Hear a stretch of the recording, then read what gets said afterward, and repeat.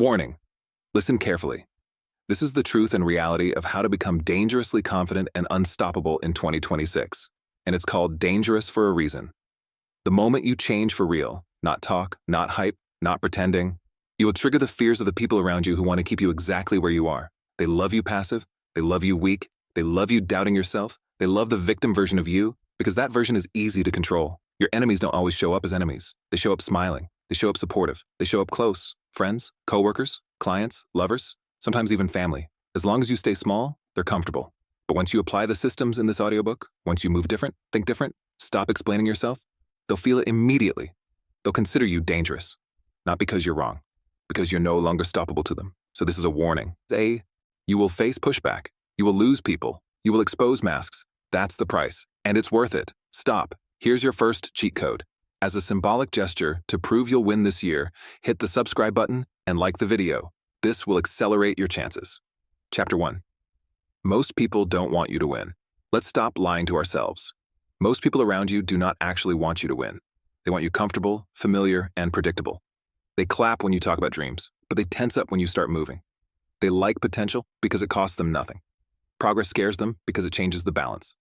When you stay small, you fit. When you grow, you disrupt. Your confidence shines a light on their hesitation. Your discipline exposes their laziness. Your momentum makes their excuses look weak, so they push back, not openly, quietly. They wrap fear in advice and call it concern. They tell you to slow down. They say, be careful. They ask why you're rushing. They warn you about risk. Understand this clearly. That is not wisdom. That is containment. They're trying to keep you within a size that feels safe to them. You were trained to accept this. From school to work to relationships, you were taught to wait your turn and not rock the boat. Be grateful. Be realistic. Don't aim too high. Don't change too fast. This training keeps people obedient and broke, mentally and financially. Dangerous confidence begins when you reject permission, when you stop asking for approval, when you stop explaining yourself, when you move because you decided, not because you were validated. The moment you do this, the energy shifts. You'll feel it. Conversations get shorter, support gets thinner, smiles look forced. Good. That's confirmation. Winning requires friction. Progress creates resistance. Growth exposes who benefits from you staying the same. Some people relied on your doubt. Some enjoyed advising you from the sidelines. Some liked feeling needed while you were uncertain. When that version dies, their role disappears. Do not argue with them. Do not convince them. Do not defend yourself. Defense gives them leverage. Explanation invites debate. Debate slows you down. Silence keeps momentum intact. Here's the rule. If someone benefits from your hesitation, they're not aligned with your future. Alignment isn't about loyalty, it's about direction. Anyone pulling you backward while you're moving forward is already choosing against you. This is where most people fold. They feel the pressure and retreat. They shrink to keep peace. They trade potential for acceptance. That's the decision that locks an average. You are not here for average. Chapter 2. You were trained to stay weak. You weren't born hesitant. You were trained that way. From the moment you could understand words, the message was clear. Slow down, behave, wait, fit in. Don't stand out. Don't upset anyone. Don't move too fast. Don't take risks. And if you did, you got corrected, labeled, warned. This training didn't happen once. It happened every day. School rewarded obedience, not initiative. Sit still. Raise your hand. Ask permission. Do what you're told. The loudest kids were punished. The decisive ones were labeled disruptive. The message was simple. Blend in or pay the price. Then work double down. Show up on time. Do your job. Don't ask for too much. Don't rock the boat. Be grateful. Stay in your lane. Ambition was fine as long as it didn't threaten anyone above you. Relationships did the same thing. Be nice. Be available. Be understanding. Don't be too much. Don't change too fast. Don't grow past the people around you. If you did, you were accused of being selfish or arrogant. This is how weak people are manufactured. Not because they lack ability, but because they've been conditioned to doubt themselves the moment they feel momentum. The second confidence shows up, fear follows. The second action accelerates. Guilt kicks in. The second results appear, they feel the need to explain. Dangerous confidence starts when you recognize this conditioning and decide it ends with you. Discomfort is not danger. It's growth trying to happen. The training told you to stop when things get uncomfortable. Dangerous confidence means you do the opposite. You push harder, you move faster, you take action while your mind is still screaming. You don't wait for confidence to show up. Confidence shows up after action. Every rep, every risk, every uncomfortable decision builds it. That's how you reprogram yourself. From now on, when fear appears, you don't pause. You accelerate. When doubt creeps in, you add pressure. When the voice says slow down, you speed up. That's how you break conditioning. You are not here to be manageable. You are here to build something real. That requires stepping outside the training, ignoring the noise, and trusting action over comfort. You weren't trained to win. You were trained to comply. This chapter is where that ends. Chapter 3. Going ghost is how you take your power back. At some point, if you're serious, you have to disappear. Not to hide, to build. Most people never do this. They can't. They're addicted to noise. They need feedback, likes, comments, reassurance, validation. They need to be seen trying because they're scared of being alone with the work. Going ghost means you shut all that down. No updates, no announcements, no explaining what you're doing or why. You don't post your plans, you execute them. This is where power gets built. Away from the crowd, away from opinions, away from distractions. Real transformation does not happen in public. It happens when nobody is watching and you're forced to deal with yourself. Silence does something important. It kills weak habits. When you're not performing for anyone, you stop lying to yourself. You see how disciplined you really are. You see how focused you actually are. You see how often you make excuses when no one's around to clap. That's the point. Most people confuse visibility with progress. They think posting about the grind is the grind. It's not. It's theater. And theater keeps you comfortable. Comfort kills momentum. When you go ghost, you remove external pressure and internal excuses at the same time. You stop reacting to other people's timelines. You stop comparing. You stop justifying your pace. You move on your own clock. That's dangerous. People notice when you disappear. They get curious. They speculate. They project. Some get nervous. Some get annoyed. Some get offended. That's because your absence disrupts their access to you. Good. If someone needs constant access to you to feel secure, they're already a problem. Going ghost forces you to rely on yourself. No applause, no reassurance, just results or excuses. And excuses don't work when you're alone. This is where discipline replaces motivation. You wake up and do the work because that's the rule now. You train because that's who you are. You move forward because stopping isn't an option. You stop negotiating with yourself. Negotiation is weakness. While others are scrolling, you're stacking reps.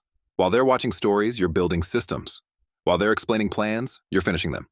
Silence creates distance. Distance creates leverage. The more distance between you and the noise, the clearer your thinking gets. The clearer your thinking, the faster your decisions. The faster your decisions, the harder you are to stop. This is why going ghost scares people.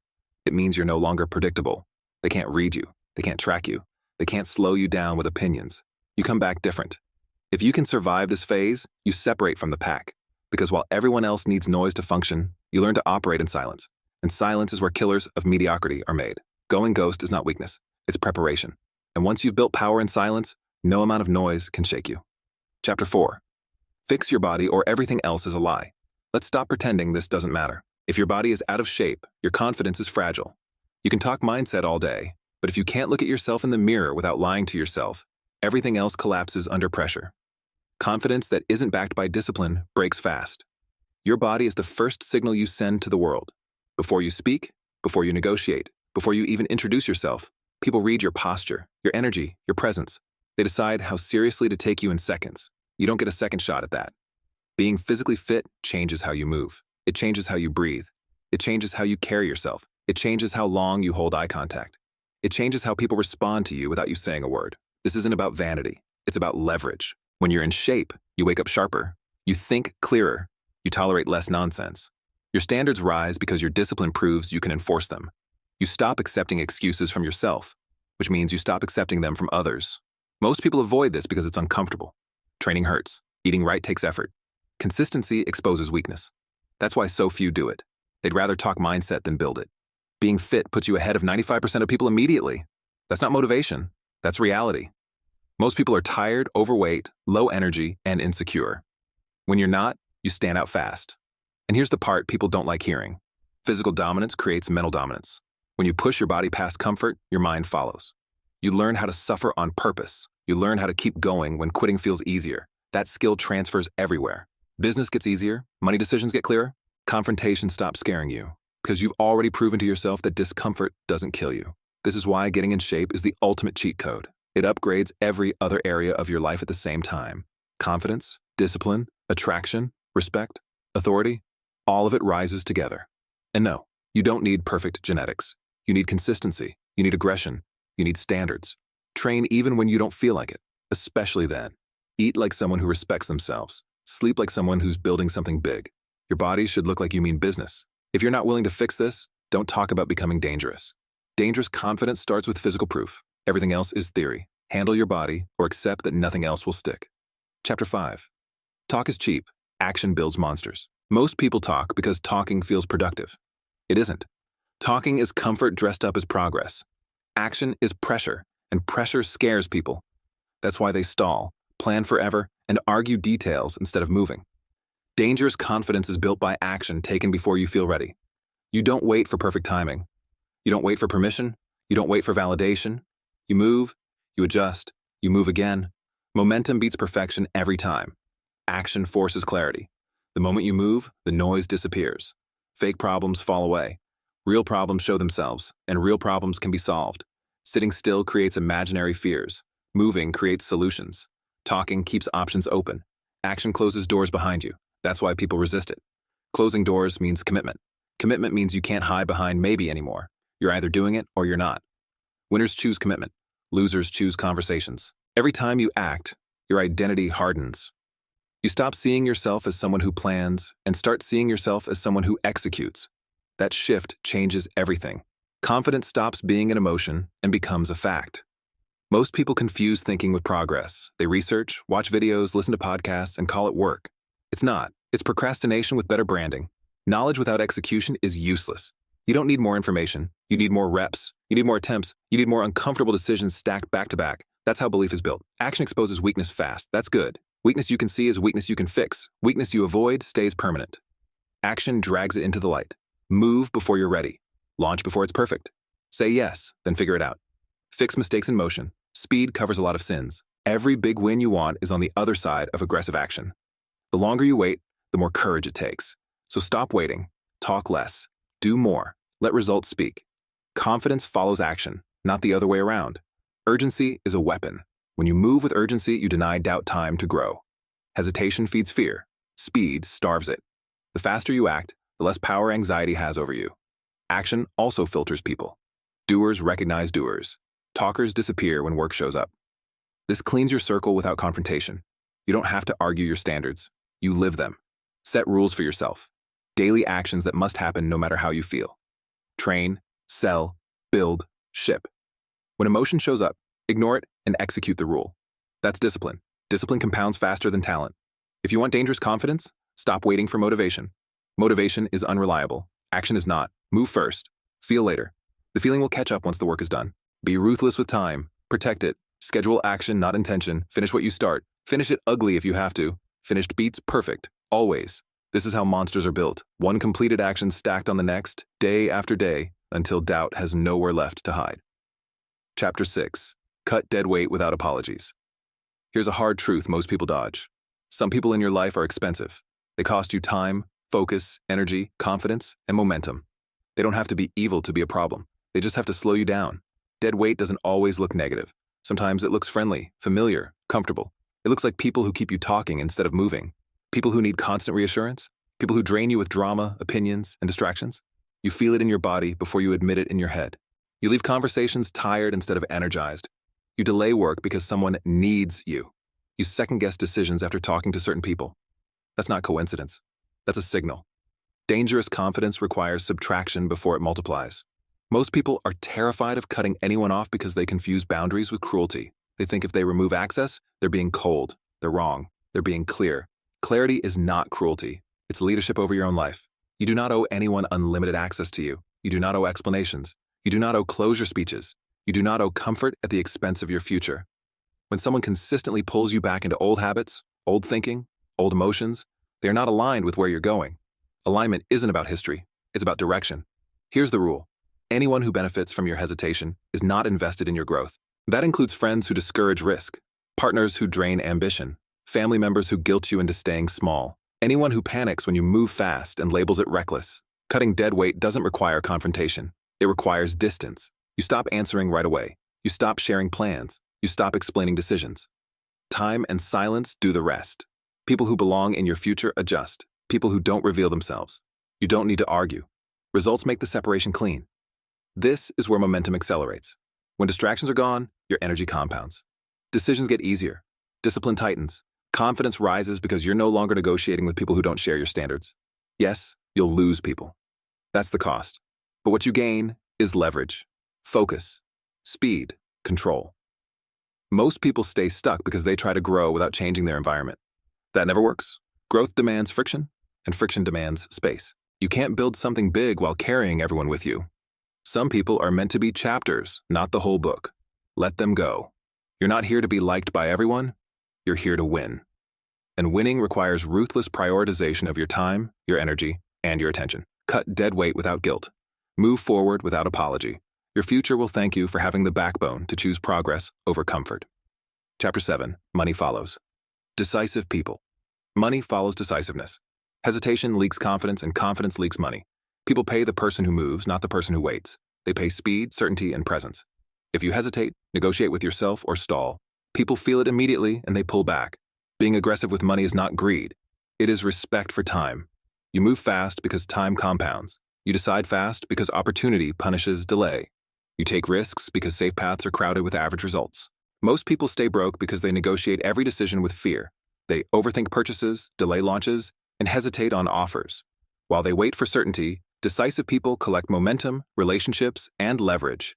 Money likes authority. Authority comes from action. When you decide without apology, others relax. They follow your lead. They trust your judgment. Indecision creates friction. Decisiveness creates flow. Stop asking if it will work. Ask if you will work. Stop waiting for perfect timing. Perfect timing never shows up. Winners force timing by moving first and adjusting in motion. Being dangerously confident with money means you bet on yourself before proof shows up. You invest when it hurts. You commit when your stomach tightens. You accept temporary chaos for permanent control. Most people want guarantees. Guarantees keep them small. Every serious jump requires faith backed by effort. You earn confidence by surviving your own decisions. When you hesitate, others decide for you. When you move, you dictate terms. This applies to sales, business, careers, and relationships. Decisive people set frames. Hesitant people live inside them. Speed does not mean reckless thinking. It means fast commitment. You think, decide, and execute without dragging it out. You clean up mistakes quickly instead of avoiding them forever. Money respects momentum. Momentum comes from consistent decisions stacked daily. One decision is nothing. Hundreds make you unstoppable. If you want more money, raise your speed. Decide faster. Move sooner. Accept discomfort. Kill hesitation on sight. Close loops. Finish decisions. Pay the price once. Reap the benefit forever. This is how money follows you instead of you chasing it. You become the source of certainty. Decide, move, adjust, repeat. That rhythm builds dangerous confidence. Adopt speed as policy. Kill delay. Stack decisions. Win. Nothing respects hesitation. Everything rewards motion. Act today. Again tomorrow. Then again. That is how money starts listening. Fast decisions. Hard commitment. Real results. Do it now. No excuses. Chapter 8. Control your emotions or they control you. If you can't control your emotions, you're not dangerous. You're predictable. And predictable people get played. They get baited, triggered, distracted, and derailed. Emotion is leverage. Whoever controls it wins. Most people live on emotional autopilot. Something happens, they react. Someone talks, they explode. A setback hits, they spiral. Then they wonder why nothing moves forward. That's not bad luck. That's lack of control. Dangerously confident people don't react. They respond, or they don't respond at all. Reacting gives power away. Every time you snap, defend, explain, or lose composure, you hand the steering wheel to someone else. They decide your mood, they decide your pace, they decide your next move. That's weakness. Control starts with silence. You don't owe anyone an immediate answer. You don't owe anyone an emotional reaction. You don't owe anyone access to your inner state. When chaos hits, weak people panic. Strong people pause. That pause is where dominance lives. The calmest person in the room sets the tone, always. Anger feels powerful, but it's sloppy. Calm is lethal. Most people confuse emotional expression with authenticity. They think venting is healthy. It's not. Venting trains you to lose control on cue. Complaining wires, helplessness. Explaining reinforces doubt. You want emotional discipline, not emotional freedom. Discipline means you choose when and where emotion gets released. You don't let it spill everywhere like a leak. You contain it, you aim it, you use it as fuel, not as a steering wheel. This is why physical training matters. Hard workouts teach you to breathe under pressure, to push through discomfort without panic, to stay composed when your body screams. That skill transfers directly to life. Business pressure, money pressure, relationship pressure. It's all the same test. Can you stay grounded while others lose their mind? Control your face. Control your voice. Control your posture. If your body stays calm, your mind follows. Most people talk themselves into emotional chaos. They rehearse worst-case scenarios. They replay insults. They argue in their head. That's self-sabotage disguised as thinking. Cut it. When emotion spikes, do nothing. Walk, breathe, train, work. Let the surge pass. It always does. Decisions made in heat are expensive. Decisions made in control compound. You don't need to win every argument. You need to win your future. Silence beats shouting. Consistency beats drama. Focus beats noise. Emotion is energy. If you can't control it, it controls you. If you can control it, it becomes a weapon. You stay steady while others wobble. You make clean decisions while they scramble. This is the difference between confidence and dangerous confidence. One feels good, the other is unshakable. Train it daily. Notice triggers. Delay responses. Raise your tolerance for discomfort. Make calm your default. When others lose control, you gain advantage. When others react, you observe. When others panic, you execute. Control your emotions. Own the moment. Win quietly. Chapter 9. Comfort is the real enemy. Comfort is the trap. It feels good, sounds reasonable, and slowly kills everything you want to become. Comfort tells you to wait. Comfort tells you tomorrow is fine. Comfort tells you you've done enough for today. That voice is the enemy. Most people don't fail because they're incapable. They fail because they choose comfort over progress every single day. They hit snooze, they skip the workout, they delay the call, they avoid the hard conversation, then they repeat it long enough for average to feel normal. Comfort keeps you soft. Soft people don't win. Dangerously confident people understand this early. Growth only happens under pressure. If it doesn't make you uncomfortable, it doesn't change you. If it doesn't challenge you, it won't upgrade you. Comfort preserves who you are. Pressure creates who you become. Look at your life honestly. The biggest jumps you ever made came after discomfort, after fear, stress, uncertainty, or risk. You didn't level up sitting on the couch feeling safe. You leveled up when you had to move. That's not an accident. That's the rule. Comfort feeds excuses. It lets you rationalize bad habits. It convinces you that rest is deserved when it's really avoidance. It tells you to protect your energy when you actually need to deploy it. People addicted to comfort talk about balance. They talk about pacing. They talk about self-care. Then they wonder why nothing changes. Balance is for maintenance, not for building. If you're trying to create something new, balance comes later. Dangerous confidence requires choosing discomfort on purpose. You train when you don't feel like it. You work when motivation is gone. You make calls when your stomach tightens. You move when every instinct says, wait. This rewires you. Your tolerance goes up. Your fear threshold rises. Your excuses lose power. What used to feel hard becomes normal. What used to stop you barely registers. Most people avoid discomfort and stay stuck. You chase discomfort and accelerate. That's how you separate. That's how you harden. That's how you become unstoppable. Chapter 10. Stop explaining yourself. Explanations are attacks on confidence. The more you explain, the smaller you sound. People don't respect reasons. They respect results. When you justify decisions, you invite debate. Debate invites delay. Delay kills momentum. Most people explain because they want approval. They want agreement. They want permission after the fact. That habit keeps them trapped. Dangerous confidence drops explanations and moves anyway. When you decide, decide. When you move, move. No speeches, no essays, no defending yourself to people who aren't building anything. Explaining trains weakness. It tells your nervous system that you need validation to act. Once that loop forms, every decision requires approval. That's how leaders die before they start. Look at winners. They announce less and execute more. They don't convince crowds. They set standards and enforce them with action. Results settle arguments better than words ever will. Explaining also leaks information. Plans get poked, doubted, and slowed. Opinions multiply. Fear spreads. Silence protects momentum. Silence keeps your edge sharp. This doesn't mean you're rude. It means you're focused. You choose where communication matters and where it doesn't. You don't overshare. You don't overjustify. You don't seek consensus for personal decisions. People who demand explanations usually want control. If they can pull you into a conversation, they can pull you into doubt. Don't give them the rope. Set a rule. No explanations for decisions that move you forward. If someone doesn't like it, let them process privately. Your job is execution, not emotional management. Explaining feels responsible, but it's often fear in disguise. Fear of being misunderstood. Fear of being judged. Fear of conflict. Confidence accepts all three and moves anyway. Replace explanation with brevity. Short answers, clear boundaries, firm timelines. Then act. Over time, people learn to respect your pace. Make this a rule you follow daily. One decision each morning that scares you. No announcement, no explanation. Execute before noon. Stack these days, and your reputation changes. People stop questioning and start adjusting. Your time opens up. Your focus tightens. The noise fades. This is how leaders create space. Not by talking louder, but by moving faster. Keep your mouth shut, your standards high, and your pace aggressive. The gap widens quickly. Do this long enough and explanation feels foreign. Results become your language. People either keep up or fall away. You don't chase them. You don't slow down. You keep going. Relentless, unapologetic. Always. Chapter 11. They'll call you reckless right before you win. Here's a pattern you need to recognize fast. Right before a breakthrough, the noise gets loud. People start warning you, advising you, questioning you. That's not timing. That's resistance. They'll say you're moving too fast. They'll say you're taking risks. They'll say you're reckless. That word, reckless, is what weak people use when they're scared to move. Every major upgrade looks insane to people who never leave the starting line. From the outside, commitment looks like obsession. Focus looks like imbalance. Momentum looks like arrogance. Let them talk. They said the same thing to every person who ever broke out. Before the money showed up. Before the body changed. Before the leverage arrived. Nobody calls you reckless after you win. They call you lucky. They rewrite history. They pretend they believed in you the whole time. Ignore that. Stay locked. Reckless is quitting your standards to fit in.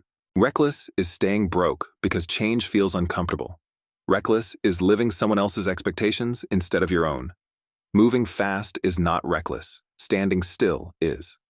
When you feel that internal pressure, when your gut tells you to jump, that's not impulse. That's alignment. That's your instincts catching up to your potential. The longer you ignore it, the louder it gets. This is where people stall. They sense the leap and hesitate. They ask one more opinion. They wait one more month. They look for one more sign, and the window closes. Opportunity doesn't wait. It punishes delay. Dangerously confident people understand this. They move when the energy is there. They accept uncertainty. They accept criticism. They accept temporary chaos for permanent positioning. You don't need everyone to agree. You need traction. People calling you reckless is feedback. It means you're outgrowing the environment. It means your actions are louder than your words. It means fear has shifted from your side to theirs. Stay aggressive. Stay decisive. Stay moving. The moment you start explaining why you're moving fast, you slow yourself down. Don't do it. Let them misunderstand you while you collect results. Winning doesn't require permission. It requires commitment. So when they say slow down, speed up. When they say be careful, get sharper. When they say you're reckless, smile. You're close. Reckless is the label they use when they can't control you anymore. Wear it. Keep moving. Finish what you started. That's how the final gap opens. That's how the last excuse dies. That's how you cross over. Chapter 12. Unstoppable is a standard, not a feeling. Unstoppable isn't something you feel. It's something you live by. Feelings change, moods shift, energy rises and falls. Standards don't. Standards stay when motivation disappears. Standards hold the line when things get boring, hard, lonely, or repetitive. Most people wait to feel confident before they act. That's backwards. Dangerous confidence comes from doing what needs to be done whether you feel like it or not, especially when you don't feel like it. Unstoppable means there is no negotiation with yourself anymore. You don't ask if you're training today, you train. You don't ask if you're working today, you work. You don't ask if you're staying focused, you stay focused. Once decisions become automatic, discipline replaces emotion. That's the shift. When discipline takes over, life gets simpler. Hard, but simple. The noise dies. The excuses fade. The path clears. Most people fail because they rely on willpower. Willpower runs out. Standards don't. Standards remove choice. Choice is where weakness sneaks in.